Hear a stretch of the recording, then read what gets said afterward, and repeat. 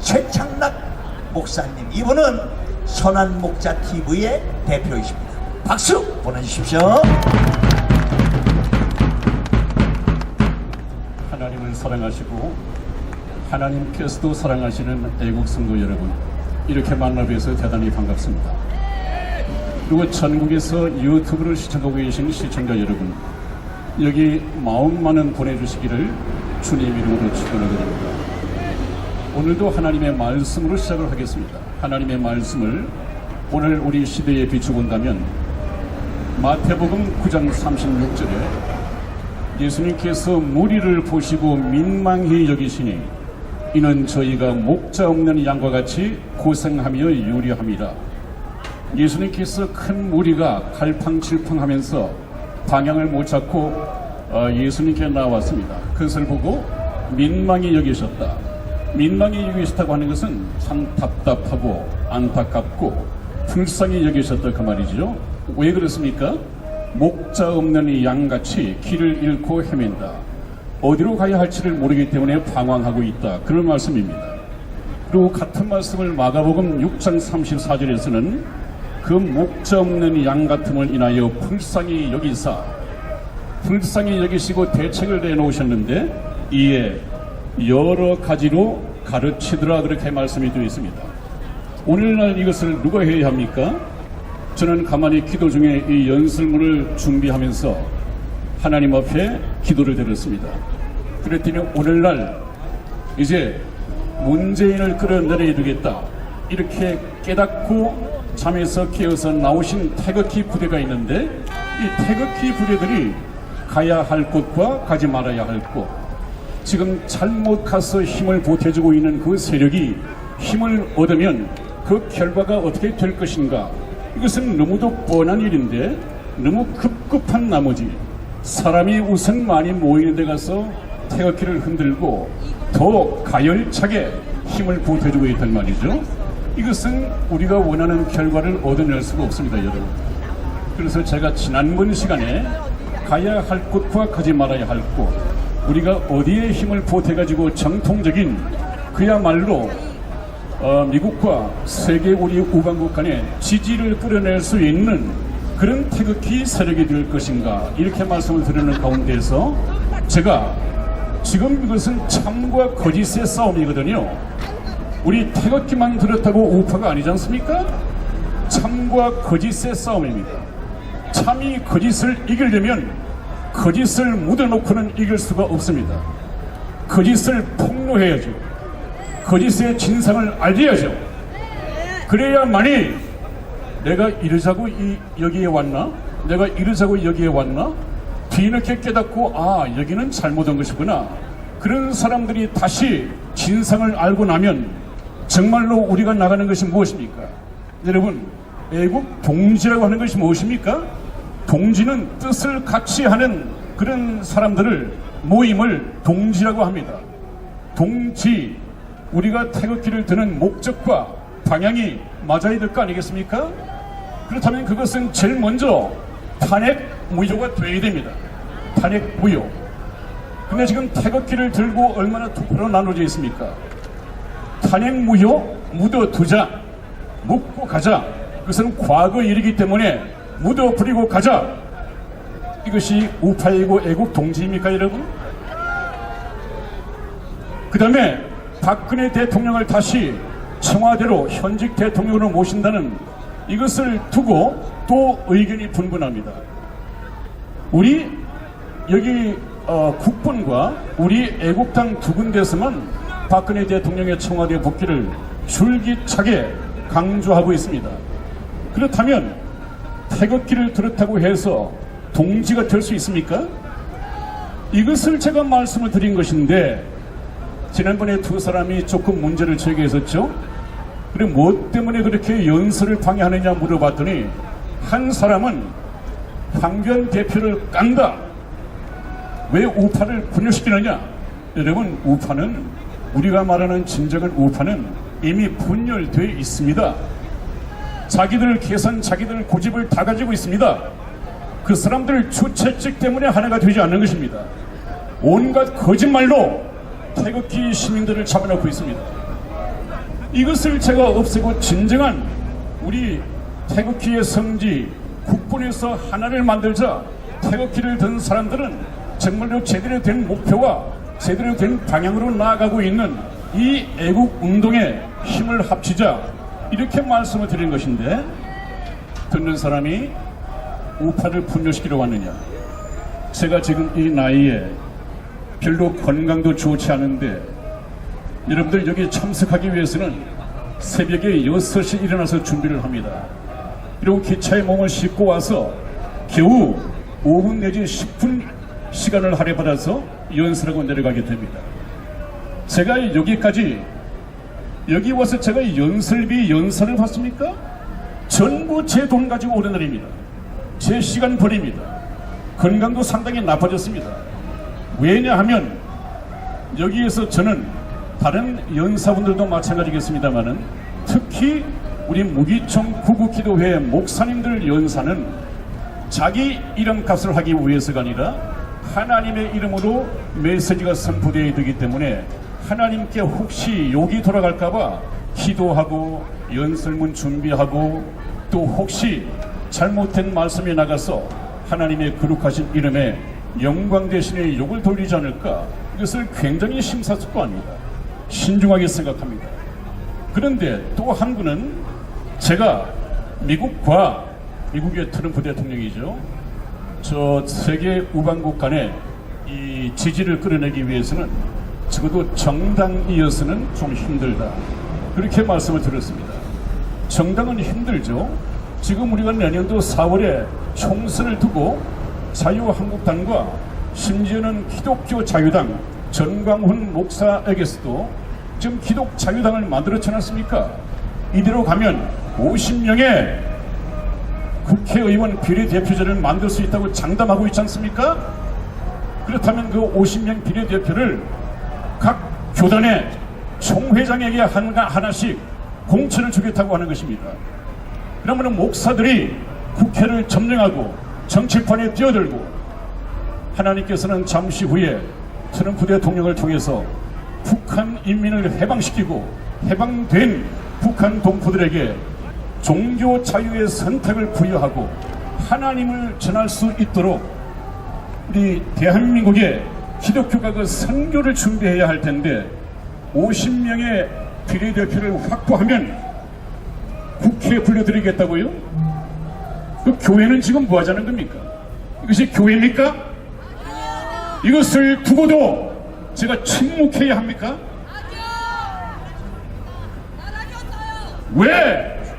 왜 여기서 자유한국당을 얘기를 하고 거짓을 폭로하면 여기서 빠져나갈 사람만 계산을 하고, 진상을 알게 되면 내가 잘못 와서 태극기를 흔들고 있구나, 뒤늦게 깨달은 분들이 깨닫고 돌아오는 계산은 왜 하지 않습니까? 이렇게 전략이 없습니까? 그래서 그것을 겁을 내고 자유한국당을 얘기하지 않았더니 여기 사람들이 넘칩니까? 지금 이 시간에 광화문은 얼마나 많은 사람이 있습니까?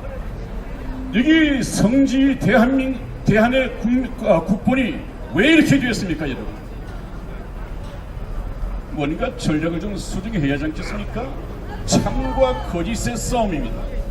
진리가 참이 거짓을 이기기 위해서는 거짓을 폭로해야 됩니다. 지금까지 가만히 있다가 문재인 정부의 거짓을, 그래도 택배 시민들이 유튜브가 거짓을 폭로하니까 뒤늦게 깨달은 이 애국자들이 태극기를 들고 300만 400만이 나오지 않습니까? 왜 그것에서 반면교사를 삼지 못합니까? 여러분, 지금 이것은 하나님께서 하시는 역사입니다. 사람의 방법으로 이길 수 없습니다. 제가 지금까지 트럼프 대통령은 하나님께서 쓰시는 이 시대의 현대판 모습이라는 말씀을 드려왔습니다. 제 말씀이 틀렸습니까? 틀린 부분이 하나도 있습니까? 전부 다 예측의 말씀이 전부 다 맞아왔습니다. 지금도 들을 수 있는 말씀은 트럼프 대통령은 빅딜, 비핵화를 조금도 양보하지 않을 것입니다. 뿐만 아니라 북한 인민을 해방시키고 종교 선택의 자유를 부여하고 하나님을 알리하는 기회를 하나님의 심부름으로 이루실 것입니다. 여러분, 그렇기 때문에 제가 말씀드렸지 않았습니까? 이 트럼프 대통령이 김정은을 사랑한다. 그러나 어떤 일이 일어날지 한번 지켜봅시다. 그렇게 말씀을 했습니다. 지금까지 김정은을 사랑하고 외교에 집중했었죠. 근데 그 외교적인 성과가 이미 끝났다고 하는 것을 지난번 스웨덴의 미국 실무자 회담에서 이미 답이 나왔습니다. 이제 오랫동안 침묵하다가 트럼프 대통령의 입에서 새로운 말이 나왔습니다. 무엇입니까? 이제 북괴와 전쟁을 할 수도 있다 하는 이 말이 트럼프 대통령의 입을 통해서 나오기 시작했습니다. 여러분, 제가 뭐라고 했습니까? 늦어도 빠르면 12월 말까지, 늦어도 내년 3월까지는 큰 사변이 일어날 것입니다. 지금 그 얘기가 나오기 시작했습니다. 민주당의 탄핵의 주범이고 우리 박근혜 대통령을 그렇게 누드화로서 조롱을 했던 표창원 불출마를 선언했습니다. 이철희 의원 불출마를 선언했습니다. 앞으로 계속 이어질 것입니다. 왜 그렇습니까? 이 쥐새끼들 이제 운동장에 기울고 이 나라가 미국에 의해서 새로워진다는 걸 알고 있습니다. 제일 빨리 눈치챕니다. 도미노처럼 시국 선언이 일어날 것이고, 제가 말씀드렸지 않았습니까? 이제 나라가 조금 안정되고 문재인의 레임덕이 시작되면 침묵을 지키던 기독교들이 나와서 태극기를 흔들 거라고 미리 말씀드렸지 않습니까? 무엇이 틀립니까? 여러분, 이것은 우리 하나님의 역사라고 하는 사실을 믿으시고, 우리나라는 절대 적화되는 일은 없을 것입니다. 만일에 적화되는 일이 있다면 제가 여러분에게 말씀드릴 수는 없습니다만 책임질 수 있는 것은 질 것입니다. 반드시 트럼프 대통령이 이 일을 해내셔서 박근혜 대통령을 청와대로 모셔서 한미동맹을 비온 다음에 땅이 굳어지듯이 더 굳게 만드시고 한미일 이 삼각동맹이 굳건하게 회복될 것입니다. 여러분, 시간이 없는데 다음 시간에 또 좋은 말씀 가지고 찾아뵙겠습니다. 대단히 감사합니다. 제18대 대통령에 당선된 박근혜 대통령은 51.6%인 1,500만 여표로 대한민국의 최초 여성 대통령이 되셨습니다. 부친 박정희 대통령의 정신을 가지고 대한민국과 결혼했다고 하는 그는 오직 대한민국만을 바라보고 국정을 해오던 중 온갖 불의한 세력들에 의해 탄핵이라는 어처구니 없는 불행한 사태를 맞아 지난 2017년 3월 31일 서울구치소에 수감되어 지금까지 옥살이를 하고 있습니다. 시간이 지나면서 박근혜 대통령의 결백이 알려지고 있는 가운데 분노하고 있지만 정작 박근혜 대통령께서는 구치소 안에서 홀로 꿋꿋이 투쟁을 하며 3년, 30년, 300년을 구형하던 불의한 재판에 타협하지 않고 계십니다. 박근혜 대통령의 존재가 정의와 자유를 사랑하는 정의로운 국민들의 희망일 것입니다. 하지만 오랜 기간 동안 구치소 생활 가운데 정신은 강할지라도 육신은 쇠약해져 계실 것입니다. 이에 여러 국민들의 도움이 절실히 필요합니다. 그것은 바로 엽서와 서신 보내기입니다. 지금까지 엽서 서신 보내기에 동참한 국민들은 약 15,000명 내외로 보여집니다. 이는 박근혜 대통령을 18대 대통령으로 선택해 주신 유권자 1,500만 명의 0.1%에 해당하는 아주 적은 수치입니다. 대통령께서 더욱 꿋꿋하게 버티시게 하는 힘은 국민 여러분들의 관심 어린 서신입니다. 아직까지 동참하지 못하고 계시는 국민들께서 적어도 10% 정도인 150만 명은 엽서 서신 보내기에 꼭 참여하셔서 대통령을 다시 볼 수 있을 때까지 이 일에 함께 해주시면 좋겠습니다. 매일같이 산더미처럼 배달되는 여러분들의 엽서 서신을 통해 대통령께서는 크게 힘을 얻게 될 것입니다. 참여하는 방법으로는 선구자 방송에서 발행한 엽서를 주문하여 보내시고자 하시는 분들은 선구자 방송 연락처 010-2507-4861에 문자로 여러분의 성함과 정확한 집 주소와 엽서 수량을 적어 주시기를 바랍니다. 엽서는 지금까지 1차 9장 1세트, 2차 9장 1세트, 3차 엽서 9장 1세트가 발행되어 있어서 주문 시에는 각 회차당 몇 세트인지를 표기해 주시고 엽서 대금은 세트당 만원을 농협 360-02-140-392 예금주 황진무로 입금해 주시고 문자에 엽서를 주문해 주시면 되겠습니다. 그리고 별도로 서신이나 문구점에서 엽서를 이용하시는 분들은 서울구치소, 경기도 군포시 군포우체구 사서함 20호 수용자번호 503 박근혜 대통령 앞으로 보내시면 되십니다. 선구자 방송에서 발행한 엽서는 박근혜 대통령의 모습과 뜻깊은 사진으로 제작을 하여 그 의미를 가지고 있어서 박근혜 대통령께 더욱 감동이 전달될 것입니다. 지금까지 3차에 걸쳐 발행한 엽서는 다음과 같습니다. 보시고 꼭 엽서 서신 보내기 150만 명 10%에 동참하셔서 훗날 참 잘했다라는 긍지와 위안이 되시기를 바랍니다. 내가 가는 길이 험하고 멀지라도